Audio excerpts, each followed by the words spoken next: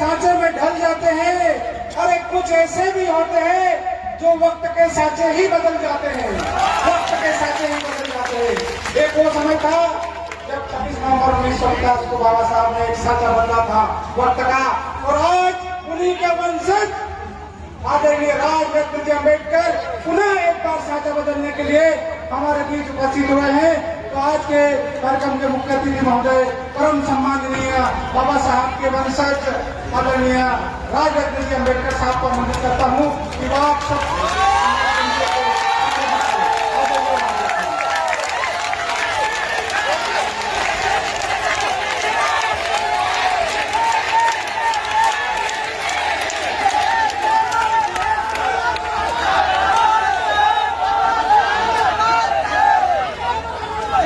विष्णु वंदनीय तथागत सिद्धार्थ गौतम बुद्ध परम पूज्य बोधिसत्व डॉक्टर बाबा साहब अम्बेडकर, महात्मा ज्योतिबा फुले, छत्रपति शिवाजी महाराज, छत्रपति शाहू महाराज, माता रमाई, माता भीमाई, माता सावित्री माई, बिरसा मुंडा, कनक्या मामा और जिन जिन महापुरुषों ने और महानायिकाओं ने हमारे हक और अधिकार की लड़ाई लड़ी, उन सभी महापुरुषों को और महानायिकाओं को मैं तिलकर वंदन करता हूं।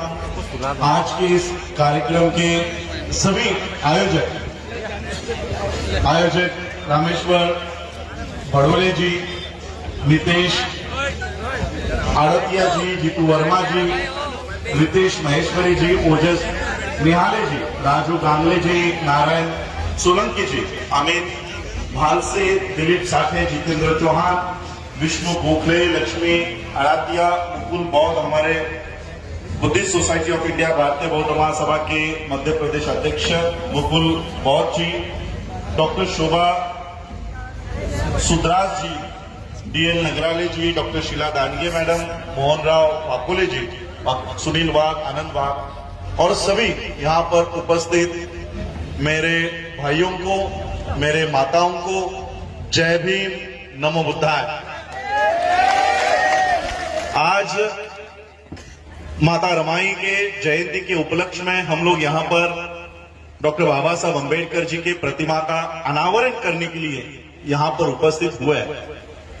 लेकिन 2 दिन पहले ही मुझे खबर आई कि आज यहाँ पर डॉक्टर बाबा साहब अम्बेडकर जी के प्रतिमा का अनावरण करने की अनुमति प्रशासन ने नहीं दी है, और इसलिए जब मुझे आमंत्रित किया गया कि आपको बाबा साहब की प्रतिमा का अनावरण करना है, मैंने पूछा क्या अनुमति मिल गई है, तो इन्होंने कहा कि नहीं। देखिए, मैं पूरे विश्व में घूमता हूं, बाबा साहब अम्बेडकर जी की प्रतिमा का अनावरण करने के लिए, उद्घाटन करने के लिए मुझे यूएस में बुलाया जाता है, ऑस्ट्रेलिया में बुलाया जाता है, कनाडा में बुलाया जाता है। बाबा साहब अम्बेडकर जी की पूरे विश्व में जितने महापुरुष नहीं होंगे, उतनी मूर्तियां बाबा साहब अम्बेडकर जी की पूरे विश्व में है। आज मैं मध्य प्रदेश के धरती पर हूं। यह ऐसा राज्य है जहां पर डॉक्टर बाबा साहब अम्बेडकर जी का जन्म हुआ है। कुछ ही दूरी पर बाबा साहब अम्बेडकर जी की जन्मभूमि है। एक तरफ जापान में डॉक्टर बाबा साहब अम्बेडकर जी की प्रतिमा लगाई है, यूएस में कोलंबिया यूनिवर्सिटी में है, ऑस्ट्रेलिया में है, कनाडा में है, दुबई में है, पूरे विश्व में डॉक्टर बाबा साहब अम्बेडकर जी की प्रतिमा है। 4 साल पहले डॉक्टर बाबा साहब अम्बेडकर जी को अभिवादन करते समय बराक ओबामा का नाम पता है आपको? US ex president Barack Obama Baba Saheb Ambedkar जी को अभिवादन करते समय कहते हैं कि अगर डॉक्टर बाबा साहब अम्बेडकर हमारे देश में पैदा होते तो हम इस सूरज का नाम बदलकर उसको अम्बेडकर कर देते। एक तरफ पूरा विश्व डॉक्टर बाबा साहब अम्बेडकर जी को इतना मान सम्मान देता है, पूरा विश्व डॉक्टर बाबा साहब अम्बेडकर जी को मान सम्मान देता है, और जिस राज्य में डॉक्टर बाबा साहब अम्बेडकर जी का जन्म हुआ है, उस राज्य में बाबा साहब के मूर्ति का अनावरण की अनुमति नहीं मिलती। ये शर्म की बात है आपके कलेक्टर के लिए, आपके प्रशासन के लिए और इस मध्य प्रदेश के सीएम के लिए। ये शर्म की बात है। ऐसे लोगों ने डूब मरना चाहिए जो नौकरी आप कर रहे हैं। जिस एग्जाम को पास करके आप कलेक्टर बने हो, उस एग्जाम का नियोजन भी बाबा साहब अम्बेडकर ने किया हुआ। पब्लिक सर्विस कमीशन का नियोजन भी बाबा साहब ने किया हुआ। अरे उनकी बदौलत ये लाल गाड़ियों में घूम रहे हो। ये नागपुर के कैमरे लगे हुए देखो पीछे, आईबी के लोग घूम रहे हैं। पुलिस नागपुर के आज मुझे डॉक्टर बाबा साहब अम्बेडकर जी के, मैंने अनावरण नहीं किया, मैं गया नहीं और जाऊंगा भी नहीं जब तक कलेक्टर इज्जत से फिर नहीं बुलाता, तब तक नहीं।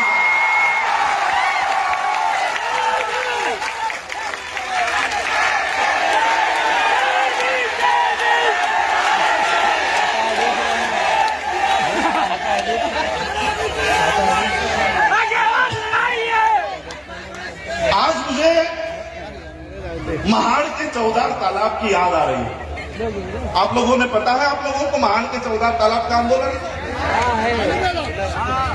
1927 में, 20 मार्च 1927 में बाबा साहब अम्बेडकर जी ने ऐसे ही लोगों को इकट्ठा किया और पानी पीने का पहला अधिकार बाबा साहब ने वहां से प्राप्त किया। लेकिन ये अधिकार मिलने से पहले 1924 में ये रिजोल्यूशन पास किया गया था कि महाड़ का चौदार तालाब आज से सभी लोगों के लिए खुला है, सभी लोगों के लिए खुला है।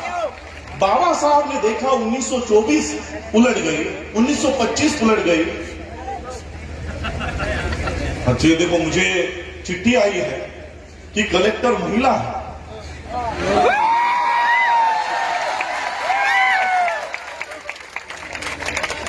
इस महिला कलेक्टर को तो 4 बार बाबा साहब को नमन करना होगा।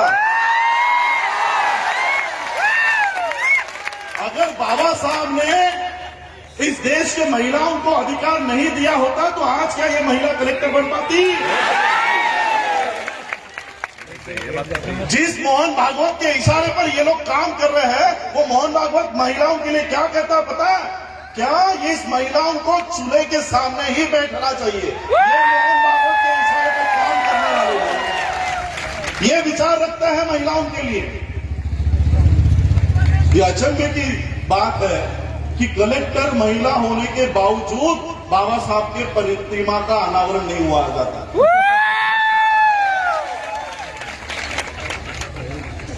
उन्नीस 1924 में जब महाड़ के चौदार तालाब का पानी पीने की अनुमति उस समय के म्युनिसिपालिटी, जैसे आज आपकी ग्राम पंचायत ने आपको अनुमति दे दी थी, उस समय के ग्राम पंचायत ने अनुमति दे दी थी कि यह तालाब आज से सबके लिए खुला है। लेकिन वहां का सवर्ण उसको लगा इन लोगों को कैसे अधिकार दे। हमारा समाज डरा हुआ था, हमारे लोग डरे हुए थे। बाबा साहब ने देखा 1924 चली गई, 1925 चला गया, ये लोग इंसान हैं, 2 हाथ 2 पैर वाले इंसान हैं। जानवर पानी पी रहा है लेकिन इंसान पानी नहीं पी रहा। कुत्ता, भेड़, बकरी उस तालाब से पानी पी रहे हैं, लेकिन इंसानों जैसे इंसान ये पानी को हाथ लगाने से डर रहे हैं। बाबा साहब ने क्या किया? छोटे छोटे मीटिंगें ली, सभा ली और इन लोगों को इकट्ठा किया, इन लोगों में जान फूकी और 20 मार्च 1927 को इन सभी को इकट्ठा करके बाबा साहब उस महाड़ के चौदार तालाब पर गए। पहले बाबा साहब ने पानी पिया और बाबा साहब को देखते देखते 50,000 लोगों ने पानी पिया। ये पानी पीने का आंदोलन बाबा साहब नहीं कर रहे थे। आज आप यहाँ पर बाबा साहब की प्रतिमा का अनावरण कर रहे हो। आज आपको पता चलेगा ये बाबा साहब के प्रतिमा का अनावरण का कार्यक्रम हो ही नहीं रहा है। अब ये कुछ और ही हो रहा है। वो क्या हो रहा है मैं आपको थोड़ी देर में समझाऊंगा। बाबा साहब ने देखा कि ये जो लोग इंसान हैं, जानवर बिना डरे पानी पी रहा है और इंसान डरा हुआ है। बाबा साहब ने पानी पीने का आंदोलन नहीं किया, मरे हुए लोगों को जिंदा करने का काम बाबा साहब ने उस समय किया। और फिर बाबा साहब ने घोषित किया कि फिर आएंगे, 25 दिसंबर 1927 को फिर आएंगे। और फिर बाबा साहब 25 दिसंबर को उस महाड़ के 14 तालाब के लिए निकले। जैसे ही वहां पर पहुंचे, पुलिस वाला बाबा साहब को मिलने के लिए आया और पुलिस वाले ने कहा, अंग्रेज पुलिस वाले ने कहा कि बाबा साहब, सवर्णों ने कोर्ट में याचिका दायर की है कि आप ये 14 तालाब का पानी नहीं पी सकते और वहां पर स्टे ऑर्डर आया, इसलिए अगर आप वहां पर जाते हो तो मुझे आपको अरेस्ट करनी होगी और बाकी सभी कार्यकर्ताओं को अरेस्ट करना होगा। बाकी सभी कार्यकर्ताओं ने कहा कि बाबा साहब, हम जेल में बैठने के लिए तैयार है, हम उस 14 तालाब पर जाएंगे। बाबा साहब सोच रहे थे कि क्या किया जाए, क्या किया जाए। अंग्रेज अधिकारी कह रहा था कि बाबा साहब, हम आपके अधिकार के खिलाफ नहीं हैं, बल्कि हमने ही तो आपको अधिकार दिया था। लेकिन यहाँ के सवर्णों ने आपके खिलाफ कोर्ट में याचिका की है और आपको रोक लगाई। बाबा साहब ने सोचा कि ये जो सवर्ण है, ये सवर्ण क्यों हमें पानी पीने नहीं दे रहा? क्योंकि उसके धर्म ग्रंथ में लिखा हुआ, और उसका धर्म ग्रंथ कौन सा है? मनुस्मृति। मनुस्मृति में लिखा हुआ है। जब बाबा साहब को पता चला कि इस मनुस्मृति के कानून के अनुसार हमको पानी पीने के लिए जाने से मनाही किया जा रहा है, तब बाबा साहब महाड़ के 14 तालाब पर नहीं गए, बल्कि उस मनुस्मृति को बाबा साहब ने जला दिया कि इस मनुस्मृति के लिए आप हमको पानी पीने नहीं दे रहे हो, इस मनुस्मृति के लिखे हुए कानून के लिए आप हमको महाड़ के 14 तालाब पर जाने के लिए नहीं दे रहे हो। बाबा साहब ने 25 दिसंबर 1927 को जो मनुस्मृति चलाई है, आज 2021 तक वो अपना सर भी ऊपर उठा नहीं पा रही है। अब यही प्रसंग 2021 में थोड़ा सा ज्वाइन करके देखो। आपका ग्राम पंचायत आपको बाबा साहब के मूर्ति का अनावरण करने की परमिशन देती है कि नहीं देती है? लेकिन आपका कलेक्टर, आपका प्रशासन कहता है कि नहीं देंगे। अब मुझे बताओ, आप इंसान हो?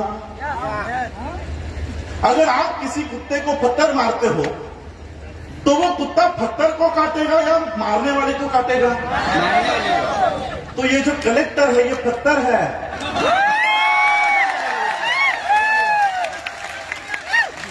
कलेक्टर जो है सिर्फ पत्थर है, मारने वाले हाथ दूसरे हैं। हमें कलेक्टर, एसपी, डीएसपी इनके साथ कोई वैर नहीं है, ये तो किसी और के गुलाम हैं। बाबा साहब अगर उस समय 1927 में अड़ जाते कि नहीं हमें पानी पीने के लिए जाना है, तो बाबा साहब मनुस्मृति नहीं जलाते। और आज भी हम लोगों को बाबा साहब ने उस समय मनुस्मृति की व्यवस्था को जलाया, जो आज तक सर ऊपर नहीं उठा पा रही है। और आज भी हमें जिस व्यवस्था ने हमको बाबा साहब अंबेडकर जी की मूर्ति के अनावरण से रोका है, हमें आज उस व्यवस्था को जलाना होगा। और आने वाले 100 साल तक जो व्यवस्था इस देश में बन रही है, वो फिर से नाम लेने के लिए भी शेष नहीं बचेगी। ऐसी व्यवस्था हमको आज से करनी होगी कि आने वाले 100 साल के बाद भी बीजेपी, आरएसएस नाम का कोई संगठन था, ये भी हमारे लोगों को याद नहीं होना चाहिए। देखिए आज की व्यवस्था में, देखिए आज यहां पर मेनगांव पिपराटा में आप बाबा साहब के मूर्ति का अनावरण कर रहे हैं। कलेक्टर ने आपको यहां से रोका, प्रशासन ने आपको यहां पर अनावरण करने से रोका। लेकिन मैं आप लोगों को कहना चाहता हूं, बाबा साहब अंबेडकर जी की मूर्ति का अनावरण यहां पर करने से अच्छा है एक एक अंबेडकर अपने घर में तैयार करो, एक एक अंबेडकर अपने घर में तैयार करो। मैं आज यहां से ऑफिशियल स्टेटमेंट करता हूं आपके मेनगांव पिपराटा में से मुझे एक बच्चा डोनेट करो, उसको आईएएस बनाने की जिम्मेदारी, उसका खर्चा मैं उठाता हूं। उसको कलेक्टर बनाने का सारा खर्चा मेरा होगा। इस तरह से हमको बाबा साहब अम्बेडकर जी के मिशन के लिए काम करना है। आज जो व्यवस्था इस देश में बनी है, देखिए मैं तो आपके प्रशासन को भी बताना चाहता हूं, सीए के लिए जो कानून जब बना था, साल भर से मुस्लिम लोग शाहीन बाग में बैठे हुए थे। कोविड की वजह से फिर उनको जाना पड़ा। अब पिछले 2 महीने से किसान बैठे हुए हैं। 1 साल से मुस्लिम रास्तों के ऊपर है, 2 महीने से 3 महीने से किसान रास्तों के ऊपर है। हम लोग अगर रास्तों के ऊपर बैठना शुरू कर दे तो हमको 6 महीने, 3 महीने, 1 साल नहीं लगेगा। 31 दिसंबर 1817 से लेकर 1 जनवरी 1818 1 दिन लगेगा, सिर्फ 1 दिन। 1 दिन हमारा इतिहास है बीमा कोरेगांव का। हम लोग अगर रास्तों के ऊपर 1 दिन में इस व्यवस्था का हम परिवर्तन कर सकते हैं, इस व्यवस्था को उलट कर सकते हैं। लेकिन मैं आप लोगों को बताना चाहूंगा, सभी हम प्रशासन के ऊपर छोड़कर नहीं चलेगा। सारा दोष प्रशासन के ऊपर छोड़कर नहीं चलेगा। इनको लाया भी तो हमने, इनको लाया भी तो हमने। जो अधिकार बाबा साहब ने हमको दिए हैं, क्या वो अधिकार हम सुरक्षित रख पाए? क्या वो अधिकार उनकी रक्षा हम कर पाए?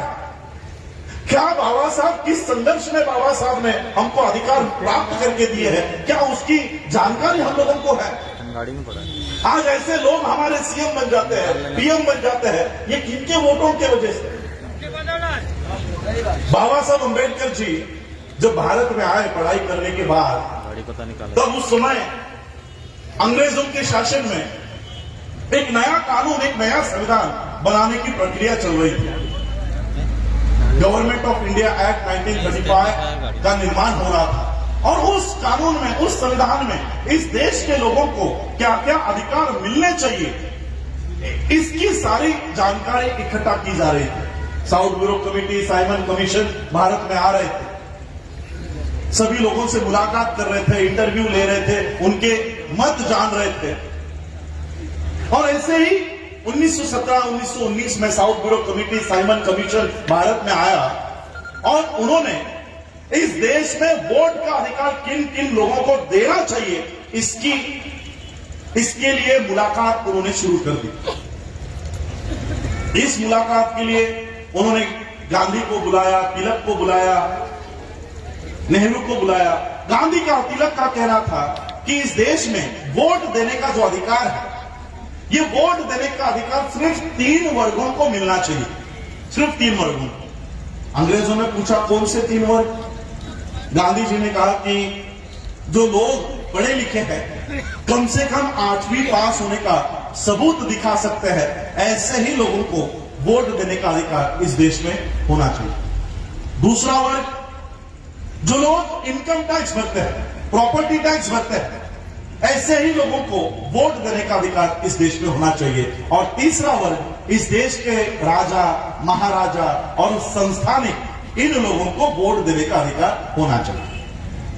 अब बाबा साहब को इस बात का पता चला कि गांधी जी ने इस तरह की मांग अंग्रेजों के सामने रखी। बाबा साहब अम्बेडकर जी ने साउथ ब्यूरो कमेटी को, साइमन कमीशन को मुलाकात देकर कहा कि गांधी जी के निकषों के अनुसार, उनके इच्छा के अनुसार अगर आप इस देश में वोट देने का अधिकार लागू करोगे तो हमारे लोगों को वोट देने का अधिकार ही नहीं मिलेगा। अंग्रेजों ने पूछा कैसे नहीं मिलेगा, हमें बताओ। बाबा साहब ने कहा मनुस्मृति के कानून के अनुसार हम लोगों को पढ़ाई लिखाई करने का अधिकार ही नहीं है। अगर पढ़ाई लिखाई करने का अधिकार ही नहीं हो तो 8वीं पास होने का सबूत कहां से लाएंगे? मनुस्मृति के अनुसार हम लोगों को पैसा इकट्ठा करने का अधिकार नहीं है, नौकरी करने का अधिकार नहीं है, व्यवसाय बिजनेस करने का अधिकार नहीं है। अगर हम लोगों के पास पैसे ही नहीं हो तो टैक्स किसके ऊपर भरेंगे? टैक्स की रिसीट कहां से लाएंगे? और राजा महाराजा तो हम लोग को है ही नहीं, तो हमको तो वोट का अधिकार ही नहीं मिलेगा। तो अंग्रेजों ने बाबा साहब से पूछा, तो बाबा साहब आपके लोगों को अगर वोट देने का अधिकार देना है तो हमें क्या करना होगा? बाबा साहब ने कहा, एक तो हम आपको 8वीं पास होने का सबूत नहीं दिखा सकते, इनकम टैक्स की, प्रॉपर्टी टैक्स की रिसीट नहीं दिखा सकते, लेकिन एक बात जरूर आपको साबित करके देंगे। अंग्रेजों ने कहा, कौन सी? बाबा साहब ने कहा, हम इस देश में पैदा हुए हैं, हर साल हमारी उम्र बढ़ती है, और इसलिए अगर आपको इस देश में वोट देने का अधिकार देना है तो हमारे उम्र के आधार पर दीजिए, हमारी उम्र के आधार पर दीजिए। बाबा साहब अम्बेडकर जी के इस बात को मानते हुए अंग्रेजों ने एडल्ट फ्रेंचाइज नाम का कानून तैयार किया। आज भी ये एडल्ट फ्रेंचाइज इस देश में लागू है। उस समय अंग्रेजों ने 21 साल के हर स्त्री को और हर पुरुष को वोट देने का अधिकार दे दिया। ये डॉक्टर बाबा साहब अम्बेडकर जी की वजह से हम लोगों को, सभी भारत के लोगों को वोट देने का अधिकार प्राप्त हुआ। लेकिन क्या ये अधिकार हम लोग सुरक्षित रख पाए? अभी तो चलो, जैसे हम कहते हैं कि तोते की, वो जो राक्षस की जान तोते में होती है, वैसे मोदी जी की जान ईवीएम में है।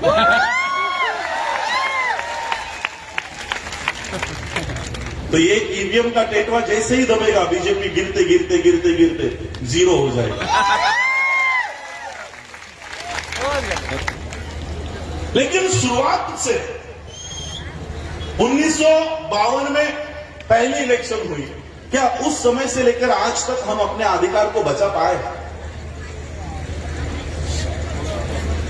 कांग्रेस के एक ज्येष्ठ कृपलानी नाम के कार्यकर्ता थे, सांसद थे, वो बाबा साहब को मिलकर उन्होंने कहा कि बाबा साहब, आपने इतने मेहनत से, इतने संघर्ष से इन लोगों को वोट का अधिकार दे दिया, आपके लोगों को वोट का अधिकार दे दिया, लेकिन आपके लोग तो गरीब हैं, आपके लोग लाचार हैं, वो लोग अपने वोट का अधिकार बेच देंगे और उनके वोट हम खरीदकर अपनी सत्ता बना लेंगे, हम अपनी सत्ता बनाएंगे, तब आपका यह अधिकार खत्म हो जाएगा, आपका संघर्ष माटी में मिल जाएगा। बाबा साहब ने उस कृपलानी को जवाब दिया, कृपलानी मैं जानता हूं कि मेरे लोग गरीब हैं, मैं जानता हूं कि मेरे लोग लाचार हैं, लेकिन जिस दिन मेरे लोगों को मेरे संघर्ष के बारे में पता चल जाएगा, उस दिन तुमसे बड़ा भिखारी इस देश में कोई नहीं है, कोई नहीं होगा। बाबा साहब अम्बेडकर जी ने हम लोगों को वोट का अधिकार दे दिया, लेकिन हमारे पुरुषों ने वो वोट का अधिकार शराब पर बेच दिया, 1 करोड़ शराब के लिए बेच दिया। मैं आप लोगों को बाबा साहब की कुछ किस्से बताता। बाबा साहब जब पढ़ाई करने के लिए लंदन में जाया करते थे, ग्रेस इन में जाया करते थे, न्यूयॉर्क में जाया करते थे, आज भी कनाडा का तापमान -2 डिग्री है, बर्फ गिर रहा है। ऐसे क्लाइमेट में, ऐसे हालात में बाबा साहब वहां पर रहा करते थे। इतनी ठंड में वहां के डॉक्टर्स बाबा साहब को आकर कहते थे कि बाबा साहब, इतनी ठंड में अगर आप जिंदा रहना चाहते हो तो ये डॉक्टर ब्रांडी, ये शराब दवाई के तौर पर तो लीजिए, दवाई के तौर पर। जीने मरने का प्रसंग होने के बावजूद बाबा साहब ने कभी शराब की एक बूंद को हाथ नहीं लगाया। और उन्हीं बाबा साहब अम्बेडकर जी के वोट के अधिकार को हम शराब पे बेच आते हैं। हाँ, सही है। क्या मोदी से पहले हम कसूरवार नहीं हैं? क्या हम दोषी नहीं हैं? बहुत बढ़िया। और हमारी महिला वो सोचती होंगी, हाँ हमारे पुरुषों ने बेच दिया, हमने नहीं बेचा। महिलाओं के वोट का अधिकार कैसे छीना पता आप लोगों को? साड़ियों के साड़ियां बांटते, साड़ियां बांटते, साड़ी लेके जाओ, वोट देके जाओ। मैं आज माता रमाई के जयंती के उपलक्ष्य में हम लोग यहाँ पर बाबा साहब की मूर्ति का अनावरण करने के लिए आए। माता रमाई की एक याद बताता हूं।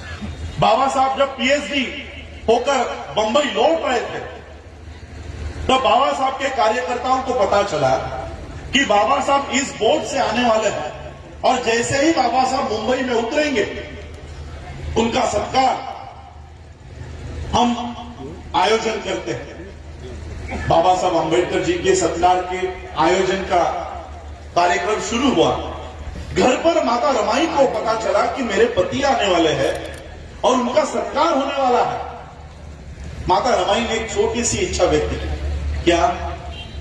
कि अपने पति का, मेरे पति का सत्कार मुझे अपने आंखों से देखना है। एक छोटी सी इच्छा माता रमाई ने व्यक्त की कि मेरे पति का सत्कार मुझे होते हुए देखना है। लेकिन माता रमाई की समस्या क्या थी पता? माता रमाई की एक समस्या थी कि उनके पास एक भी अच्छी साड़ी पहनने के लिए नहीं थी। जो साड़ी उन्होंने पहनी हुई थी वो 7 जगहों से फटी हुई थी। अब पीएचडी प्राप्त करके आए हुए बाबा साहब अंबेडकर जी का सत्कार होने वाला है और उनकी पत्नी ऐसे फटे साड़ी में जाए, अच्छा लगेगा? माता रमाई सोच रहे थे कि मैं कैसे जाऊं बाबा साहब का सत्कार देखने के लिए, मैं कैसे जाऊं अपने पति का सत्कार इस फटे हुए हाल में। लोग बाबा साहब को ताना देंगे कि देखो अपने पत्नी को किस हालत में रखा। माता रमाई सोच रहे थे कि मैं कैसे जाऊं। तब माता रमाई को याद आया कि छत्रपति शाहू महाराज जी ने बाबा साहब अंबेडकर जी का सत्कार करते समय एक पगड़ी उनको पहनाई थी, पगड़ी, और वो पगड़ी उन्होंने संभाल कर ट्रंक में रखी हुई। माता रमाई ने वो ट्रंक खोली, वो पगड़ी निकाली और जहां जहां पर वो साड़ी फटी है वहां पर लपेट कर माता रमाई बाबा साहब का सत्कार देखने के लिए गए। अब पति का सत्कार हो रहा है तो पत्नी ने मंच पर आकर बैठकर देखना चाहिए, लेकिन माता रमाई मंच पर नहीं आई। कम से कम पहले रो में बैठकर, वहां पर भी माता रमाई नहीं आई। जहां पर बाबा साहब का सत्कार चल रहा था वहां पर एक पेड़ के पीछे छुप छुप कर बाबा साहब का सत्कार माता रमाई देख रही थी, चुप चुप कर। अब बाबा साहब का ध्यान पूरे समाज पर।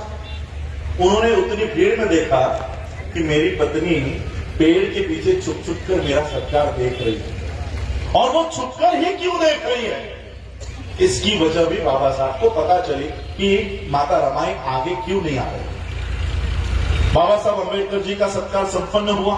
बाबा साहब मंच से नीचे उतरे और उस पेड़ के दिशा में चलते हुए गए। माता रमाई का हाथ अपने हाथ में लिया और माता रमाई से कहा, रामू, रामू, मुझे अगर तेरे अकेले का संसार करना होता तो मैं वो सोने जैसा करता। मुझे अगर तेरे अकेले का संसार करना होता तो मैं वो सोने जैसा करता, लेकिन मुझे मेरे इस समाज का संसार खड़ा करना है, इसलिए मैं तुझे न्याय नहीं दे पाया, इसलिए मैं तुझे न्याय नहीं दे पाया। आज आप इस कार्यक्रम में आने के लिए घर में सबसे अच्छी साड़ी पहनकर आए थे, है ना? बंबई में, मेट्रोपॉलिटन सिटीज में हमारे महिलाओं की परिस्थिति इतनी बदल गई है कि वो जो कबोर्ड होता है, अलमारी खोलते ही धड़ाम करके साड़ियां नीचे गिर जाती है। ये परिवर्तन कैसे हुआ पता है? माता रमाई अगर उस समय फटी हुई साड़ियां नहीं पहनती तो आज भी आपके शरीर पर अच्छी साड़ियां नहीं आती। ये माता रमाई का त्याग है, ये माता रमाई का बलिदान है। इसी माता रमाई के त्याग को, बाबा साहब के बलिदान को हम साड़ियों पे बेच आ गए, साड़ियों पे बेच आ गए। और हमारा युवा 100 रुपए के लिए, 200 रुपए के लिए, 500 रुपए के लिए, चाहे जिस पार्टी का झंडा अपनी गाड़ी पे लगाता है, घूमता रहता है।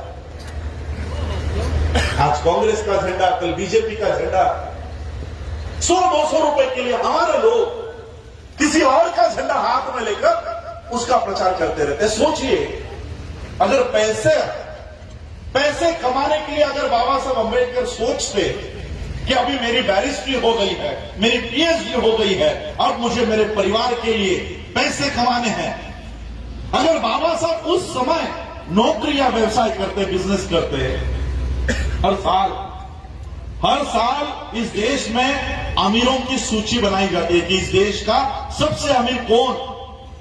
हर साल अमीरों की सूची में अंबानी का नाम पहले क्रमांक पर होता है। उस समय अगर बाबा साहब अम्बेडकर सोचते कि मुझे नौकरी कर लेनी चाहिए, पैसा कमाना चाहिए, तो मैं आज गारंटी से कहता हूं कि आज 2021 में भी सबसे अमीरों के सूची में अंबानी का नहीं, अम्बेडकर का नाम पहले क्रमांक पर होगा। इतने पैसे डॉक्टर बाबा साहब अम्बेडकर कमा सकते थे, लेकिन मुझे अभिमान, मुझे गर्व है इस बात पर कि डॉक्टर बाबा साहब अम्बेडकर जी ने अपने परिवार के पालन पोषण के लिए नौकरी या व्यवसाय नहीं किया। नौकरी या व्यवसाय किया होता तो आज मेरे पास करोड़ों रुपए होते, मेरा जन्म लंदन या अमेरिका में हुआ होता। लेकिन बाबा साहब ने नौकरी व्यवसाय किया नहीं, उसके बदले में ये करोड़ों का समाज बाबा साहब तैयार करके गए। इसलिए हम लोगों को बाबा साहब अम्बेडकर जी ने दिए हुए हक और अधिकार को सुरक्षित रखना। क्या कहते हैं बाबा साहब कि मैंने जो तुमको ये अधिकार दिया है वोट का, इसे नमक या मिर्ची जैसा मत समझो। इससे पहले आपके ऊपर राज करने वाला राजा रानी के पेट से तैयार होता था, अब आप लोगों में से तैयार होगा, वोट पेटी में से तैयार होगा। ये बाबा साहब ने आप लोगों को वोट का अधिकार दिया, इसे कम मत समझो। आज इस वोट के अधिकार को जीरो कर दिया गया। जिस सत्ता को हम लोग वोट देकर चुनकर लाते हैं, ये उसके बाद पैसों से एमएलए को खरीद कर नई सत्ता बना देते हैं। जीरो हो गया ना आपका वोट का अधिकार, जीरो कर दिया गया। और इसलिए आज हम लोगों को बाबा साहब अम्बेडकर जी ने दिए हुए हक और अधिकार को सुरक्षित रखने का, इतने सालों में बाबा साहब अम्बेडकर जी के जाने के बाद क्या हमने कोई नया अधिकार प्राप्त किया है? तो कम से कम जो बाबा साहब ने दिया है उसे तो हमको बचाना चाहिए। बाबा साहब स्टैच्यूज में नहीं है, बाबा साहब मूर्तियों में नहीं है, बाबा साहब किताबों में है, संविधान में है, उनके राइटिंग स्पीचेस में है, वहां पे बाबा साहब। आज क्यों डर लगता है इस शासन को, प्रशासन को, बाबा साहब अम्बेडकर जी के स्टैच्यूज से क्यों डर लगता है? क्यों डर रहे हैं ये? उनके 33 करोड़ देवी देवता ढो रहे हो ना आप लोग।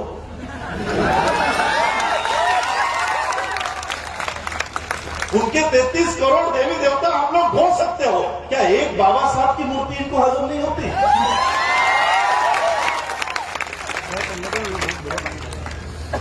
इन्हें डर है, इन्हें डर है कि बाबा साहब के विचार ये आने वाली जनरेशन को अगर पता चल जाए तो ये 33 करोड़ देवी देवता आपके घरों में कभी प्रवेश नहीं कर पाएंगे। इन्हें डर लगता है इस बात का।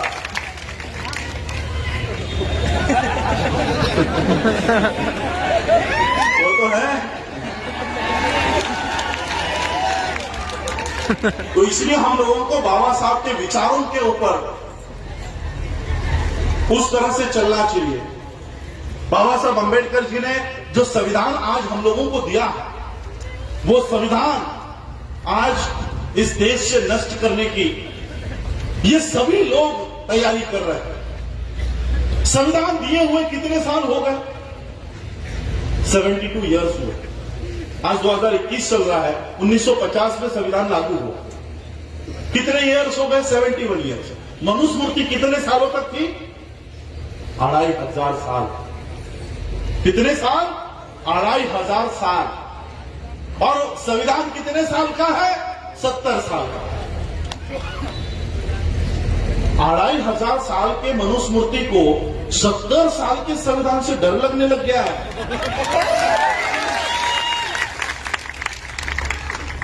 1950 में जब संविधान लागू हुआ, अगर समझो उस समय हमारा एक बच्चा पैदा हुआ है तो आज वो कितने साल का होगा? 70 साल का। यानी सिर्फ एक ही पीढ़ी, एक पीढ़ी सिर्फ संविधान के दायरे में आई है। अभी तो हमारी दूसरी पीढ़ी संविधान के दायरे में आई भी नहीं है। मनुस्मृति में कितनी पीढ़ियां गई हमारी? हजारों पीढ़ियां गई। 25,500 साल औसतन उम्र अगर हम सोचते हैं कि 100 साल की उम्र हमको उस समय मिलती होगी, तो 25 पीढ़ियां हमारी मनुस्मृति में थी। तो एक पीढ़ी से इतना डर क्यों लग रहा है? रिजर्वेशन बंद कर दो, एयरपोर्ट बेच दो, रेलवे बेच दो, बीपीसीएल बेच दो। आपको लगता होगा प्राइवेटाइजेशन चल रहा है, नहीं, ये प्राइवेटाइजेशन नहीं है, ये संविधान को उस क्षेत्र से हटाने का काम चल रहा है। अगर बीपीसीएल पब्लिक सेक्टर है तो संविधान वहां पर लागू है। अगर बीपीसीएल बेच दिया अडानी अंबानी को, क्या उस पर संविधान लागू होगा? रेलवे आज भारत सरकार का उपक्रम है तो संविधान उसके ऊपर लागू है। अगर रेलवे अडानी को बेच दिया, क्या संविधान उस पर लागू होगा? तो ये रेलवे बेचा नहीं जा रहा, ये एयर इंडिया बेची नहीं जा रही, ये आपके पब्लिक सेक्टर बेचे नहीं जा रहे, वहां से संविधान को खत्म कर दिया जा रहा है। क्यों? एक पीढ़ी हमारी वहां पर आई है और एक ही पीढ़ी में आपको संविधान से इतनी दिक्कत होने लग गई। 25 पीढ़ियों से संविधान आपके मनुस्मृति में हम लोग जी रहे थे, अब एक पीढ़ी हमारी यहां पर कंप्लीट भी नहीं हुई है। 100 साल अगर उस व्यक्ति को पूरे होने हैं तो अभी और 30 साल बाकी है। मैं आपको बताता हूं इनको संविधान से दिक्कत क्यों है, क्यों ये संविधान से डर रहे हैं। बाबा साहब अम्बेडकर जी का एक उदाहरण आपको बताता हूं कि क्यों ये संविधान को इतना काटते हैं। बाबा साहब अम्बेडकर जी छोटे थे, कुछ 7वीं 8वीं कक्षा में पढ़ रहे थे। उनके पिताजी रामजी बाबा ये मिलिट्री में, जैसे यहां पर महू में उनके पिताजी का ट्रांसफर हुआ था और यहां पर ही बाबा साहब अम्बेडकर जी का जन्म हुआ, उसी तरह से उनके पिताजी का ट्रांसफर होते रहता। रामजी बाबा का ट्रांसफर हो गया और बच्चे स्कूल में पढ़ाई कर रहे थे, उनकी वैकेशन से लग गई, छुट्टियां लग गई, तो पिता को लगा कि अपने बच्चों को मिल लेना चाहिए। तो अपने पिता ने, बाबा साहब अम्बेडकर जी के पिता ने बाबा साहब अम्बेडकर जी के नाम से टेलीग्राम किया कि बच्चों छुट्टियां अगर लग गई है तो मुझे मिलने के लिए मेरे कैंप पर आ जाओ, ये ट्रेन पकड़ो और ये ट्रेन पकड़कर यहां पर उतरो, मैं आप लोगों को लेने के लिए आ जाऊंगा। किस दिन निकलने वाले हो उसका टेलीग्राम जरूर कर देना। राम जी बाबा ने बाबा साहब को टेलीग्राम करके बुला लिया।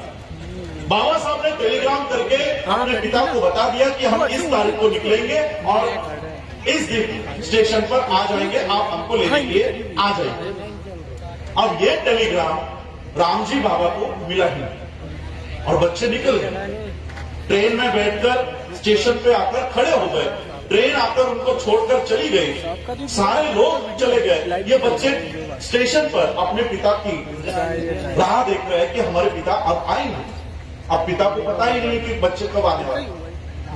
स्टेशन मास्टर ने देखा कि सब लोग चले गए, ये बच्चे यही खड़े हैं। उस स्टेशन मास्टर बच्चों के पास आया और बच्चों को पूछा कि कहां जाना है, कपड़े से तो अच्छे घर के लग रहे हो, सवर्णों के बच्चे लग रहे हो, कहां जाना है? तो बाबा साहब ने कहा कि मेरे पिताजी मिलिट्री में ऑफिसर है, हमको इस पते पर जाना है। तो उस स्टेशन मास्टर ने वहीं पर नजदीक में बैलगाड़ी वाला खड़ा था, उसको बुलाया कि देखो ये मिलिट्री ऑफिसर के बच्चे हैं, इन्हें यहां पर छोड़ दो। तो उस बैलगाड़ी वाले ने उन बच्चों को बैलगाड़ी में बिठा दिया और वो बैलगाड़ी रामजी बाबा जहां पर थे वहां के लिए निकल पड़ी। बैलगाड़ी शुरू होते ही वो बैलगाड़ी वाला बच्चों से बात करने लग गया कि तुम कहां से आए हो, कौन सा गांव है, जाति कौन सी है। और जैसे ही जाति पता चली, बैलगाड़ी वाले ने बैलगाड़ी रोकी और सभी बच्चों को गालियां देकर नीचे उतार दिया कि तुम तो मुझे सवर्णों के बच्चे लग रहे थे, तुम तो अछूतों के बच्चे हो, अभी के अभी नीचे उतरो। सभी बच्चे नीचे उतार दिए गए। बाबा साहब ने कहा कि ज्यादा पैसे ले लो लेकिन हमको छोड़ दो, हमको हमारे पिता के यहां छोड़ो। तो बैलगाड़ी वाला बोला पैसे दे रहे तो इनको छोड़ता हूं, लेकिन तुम लोग अछूतों के बच्चे हो इसलिए मेरे बैलगाड़ी में नहीं बैठ सकते, मेरे बैलगाड़ी के पीछे चलते चलते आना, मेरे बैलगाड़ी में नहीं बैठना। और जब तुम थक जाओगे तब मुझे बताओ, अगर बैठना तब मैं नीचे उतर जाऊंगा, तुम्हारे बगल में नहीं बैठूंगा। और फिर बाबा साहब का ये सफर शुरू हो। 4-5 किलोमीटर पैदल चलने के बाद बाबा साहब, सारे बच्चे, बाबा साहब के भाई सब थक गए। उन बच्चों ने, बाबा साहब ने बैलगाड़ी वाले से कहा कि आपके पास वो पानी है, मुझे थोड़ा सा पानी दो, मुझे प्यास लगी। बैलगाड़ी वाले ने कहा कि मैं तुम्हें अपना पानी नहीं पिला सकता, क्योंकि तुम अछूतों के बच्चे हो। मैं अपना पानी नहीं पिला सकता, लेकिन अगर आगे कोई तालाब आता है, नाला आता है, तो मैं गाड़ी रुका दूंगा, तुम लोग पानी पीकर आ जाना। बहुत दूर चलने के बाद भी कोई तालाब नहीं आ रहा था, कोई पानी का ठिकाना नहीं दिखाई दे रहा था। उस बैलगाड़ी वाले को दया आई, उसने देखा कि आगे कुछ पानी दिख रहा है। उसने बैलगाड़ी रोकी और बच्चों को कहा कि देखो वहां पर थोड़ा पानी दिखाई दे रहा है। और सभी बच्चे भागते भागते उस पानी के यहां गए। देखा तो वो कीचड़ है, कीचड़, लेकिन प्यास लगी है। वो सारी मिट्टी बाबा साहब ने हटाई और अपने आप को झुकाकर बाबा साहब ने मुंह लगाकर उस कीचड़ में से गंदा कीचड़ का पानी बाबा साहब ने पिया। कपड़े गंदे हो गए थे, मुंह पे मिट्टी लग गई थी। थोड़ी देर में बाबा साहब अपने पिता के यहां पहुंचे। जैसे ही पिता के यहां पहुंचे, पिता को गले लगाकर बाबा साहब रो रो कर, फूट फूट कर रो रहे थे कि ये मेरे साथ ऐसा क्यों इसने किया, मेरे साथ ऐसा बर्ताव क्यों किया। बाबा साहब के पिताजी ने कहा कि यही व्यवस्था तुझे बदलनी है, यही व्यवस्था तुझे बदलनी है, यही व्यवस्था तुझे बदलनी है।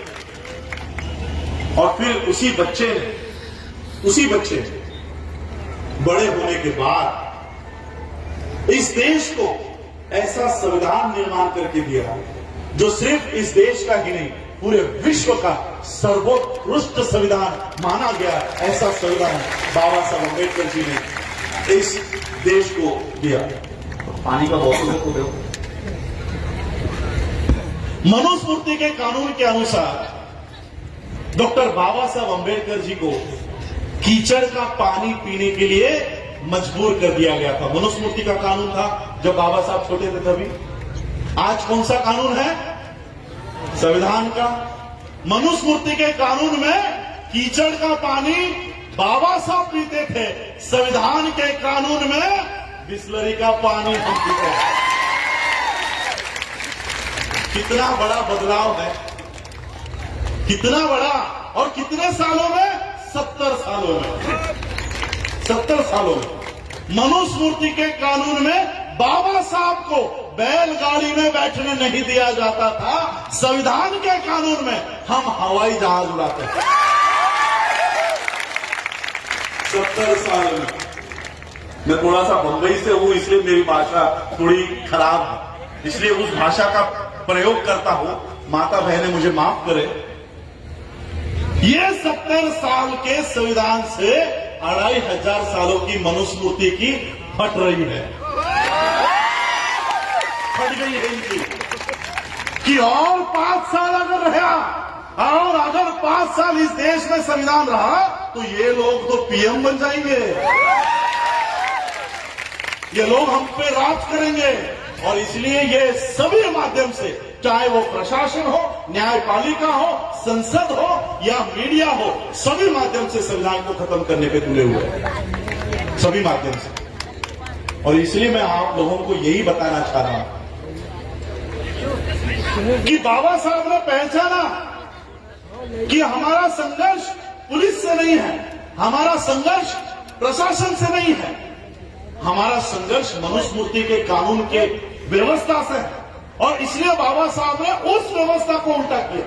बाबा साहब ने उस व्यवस्था को, आप संविधान घर पे जाके पढ़िए, आर्टिकल 13 पढ़िए, संविधान की किताब है आपके पास, गूगल कर लीजिए, डाउनलोड कर लीजिए। आर्टिकल 13 में क्या लिखते हैं पता है बाबा साहब? बाबा साहब लिखते हैं कि आज से, यानी 26 नवंबर 1949 और 26 जनवरी 1950 कि आज से इस देश में जितने भी कानून हैं, जितनी भी मनुस्मृति है, वो आज से मैं शून्य घोषित करता हूं। एक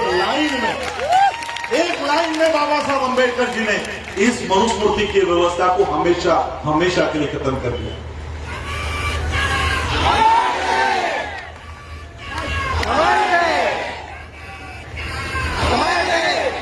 मुझे दुख इस बात का है कि आज मैं मध्य प्रदेश में आकर भी बाबा साहब अंबेडकर जी के मूर्ति का अनावरण नहीं कर पा रहा, और हम इनके सूचना का पालन करेंगे। कलेक्टर के, एसपी के, प्रशासन के सूचना का पालन करेंगे। उन्होंने कहा ना नहीं करने देंगे, नहीं करेंगे। मैं आप लोगों को बताना चाहता हूं कि जिस धरती पर, जिस राज्य में बाबा साहब का जन्म हुआ, उन बाबा साहब आपकी अनुमति की मोहताज नहीं है। आप अगर यहां पर बाबा साहब की प्रतिमा का अनावरण करने नहीं दे रहे हो, तो क्या बाबा साहब अंबेडकर जी की प्रतिमा या बाबा साहब अंबेडकर जी की आइडेंटिटी कम होने वाली है? बिल्कुल नहीं। मैं आपको मेरे साथ हुआ किस्सा बताता हूं। मैं संयुक्त राष्ट्र के मीटिंग के लिए, यूनाइटेड नेशन के मीटिंग के लिए, जब मैं मेरे ख्याल से जापान में था, जापान या वियतनाम में था, 125 देश के प्रतिनिधि वहां पर थे। खुद इस देश के उपराष्ट्रपति वेंकैया नायडू भी वहां पर थे। हम लोग 25 से 30 हजार लोग 5 दिन के लिए वो कॉन्फ्रेंस चल रही थी। तो हम क्या करते थे, अलग अलग देश के लोगों से जान पहचान करते थे। ऑस्ट्रेलिया के लोगों से, जापान के लोगों से, चाइना के लोगों से, अलग अलग देश के लोगों से मिलते थे, बातें करते थे। और वो अलग अलग देश के लोग भी सभी देश के लोगों के साथ पहचान कर रहे थे। लंच ब्रेक में जब हम लोग घूम रहे थे, तो चाइना के लोग हमारे सामने आए। चाइना के कुछ बनते जी, चाइना के कुछ डेलीगेट्स, और उन्होंने हमको सवाल किया कि आप लोग कौन से देश से हो, विच कंट्री? तो हमने उनको जवाब दिया, इंडिया, भारत से हम लोग। क्या कहा पता है चाइना के लोगों ने? ये 2 साल पहले की बात है। चाइना के लोग उस समय उन्होंने हमको जवाब दिया, ओ अंबेडकर इंडिया। आज भी इस देश की पहचान मोदी का या गांधी का भारत के नाम से नहीं होती, अंबेडकर के भारत के नाम से। चाइना में डॉक्टर बाबा साहब अंबेडकर जी का वेटिंग फॉर वीजा वहां पर स्कूलों में पढ़ाया जाता है। मेरे फेसबुक पेज पे कभी आप विजिट करो, मेरे ख्याल से फरवरी 2019 और 2020 के तारीख में अगर पीछे जाते हो, तो ऑस्ट्रेलिया का एक लाइव वीडियो मैंने किया है। ऑस्ट्रेलिया का कोर्ट, न्यायालय, आम आदमी का नहीं, जहां पर जजेस को पढ़ाया जाता है, जज को पढ़ाया जाता है, उन जजेस की ट्रेनिंग बाबा साहब के प्रतिमा के सामने होती है। जाकर देखो मेरे फेसबुक पेज पे, मूट कोर्ट में बाबा साहब की प्रतिमा वहां पर लगाई रखी है, और सभी जज बाबा साहब को सामने रखकर पढ़ाई करते हैं। इस पिपराटा के या इस मेनगांव के कलेक्टर के परमिशन की जरूरत नहीं है बाबा साहब के आइडेंटिटी के लिए। बाबा साहब के वजह से आपकी आइडेंटिटी है। और इसलिए मैं आप लोगों से कहना चाहूंगा, या आपको बाबा साहब की मूर्ति बनाने नहीं देते, या आपको बाबा साहब की मूर्ति लगाने नहीं देते, घर घर में अंबेडकर पैदा करो, घर घर में अंबेडकर निर्माण करो। यही बाबा साहब को सही आदरांजलि होगी, सही अभिवादन होगा। और जिस किसी बच्चे को परीक्षा में या पढ़ाई में दिक्कत होती है, फाइनेंशियल कुछ अड़चन आती है, वो हम उठाने को तैयार हैं, वो हम आगे लेकर जाने के लिए उस बच्चे को तैयार है। और इसलिए मैं आज यहां पर आप लोगों के, मैं बाबा साहब अंबेडकर जी के प्रतिमा का हम लोग वहां पर नमन करेंगे, उनको अभिवादन करेंगे। आप लोगों के जज्बे को मैं सलाम करता हूं। मुझे कई फोन आए यहां नहीं आने के लिए, कि आप मत आओ, प्रोग्राम कैंसिल हो गया है, प्रोग्राम को परमिशन नहीं है। मैंने कहा ठीक है, मूर्ति के आने वाले को परमिशन नहीं है, हम सभा को संबोधित करेंगे, हम सभा में जाएंगे, हम सभा में जाएंगे। और इसलिए मैंने आपको 2 दिन पहले का एक वीडियो देखा 27 सेकंड का। यहां की महिलाएं आगे आकर इस पुलिस प्रशासन को भगा रही, पुलिस प्रशासन को भगा रही।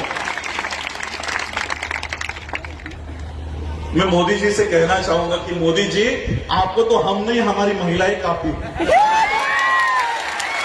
हमारी महिलाएं काफी है।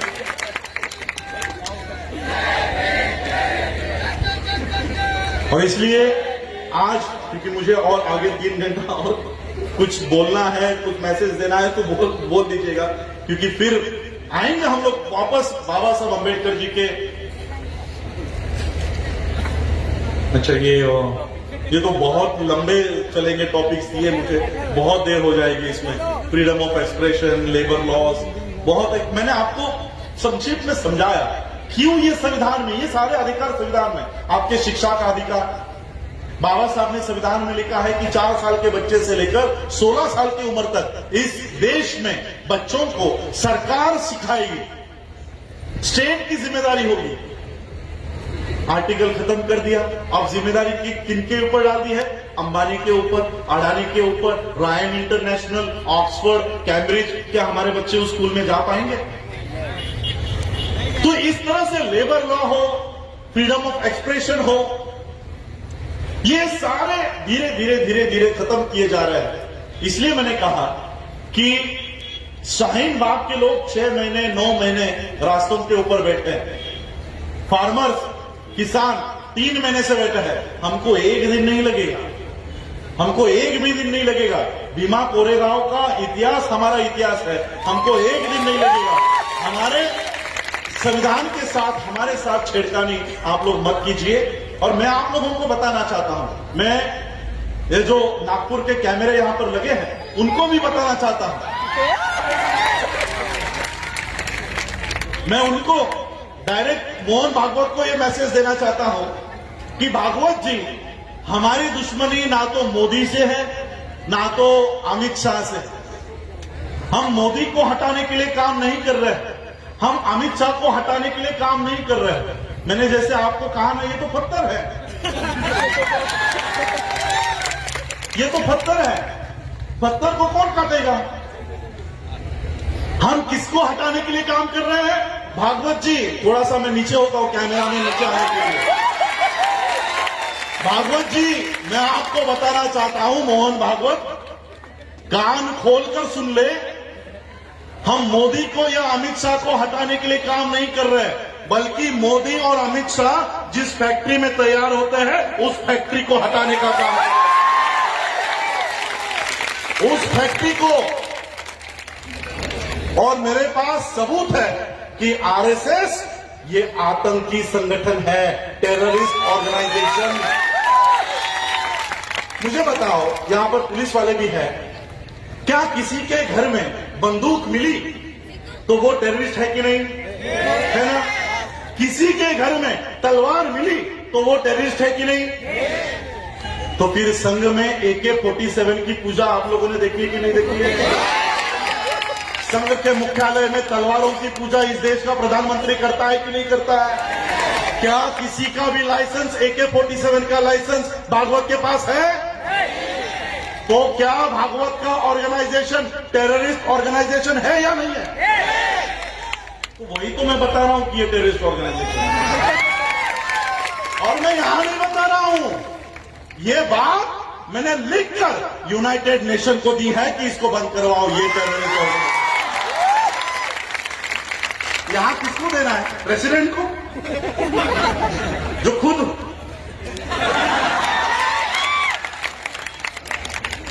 खुद लोगों के पैर पड़ रहा है, उसके पास देना है। इसलिए ये सारी बातें, मैं तो चाहता हूं कि पुलिस वाले मुझे अरेस्ट करें, मैं तो चाहता हूं कि आप अरेस्ट करो।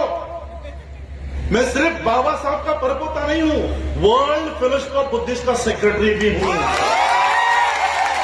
125 125 देशों का सेक्रेटरी हूं, तब मैं बताऊंगा कि भारत में मैं बौद्ध धर्म का प्रचार प्रसार करने के लिए मुझे जेल में डाला जाता है, तब पूरा विश्व मेरे लिए खड़ा होगा। और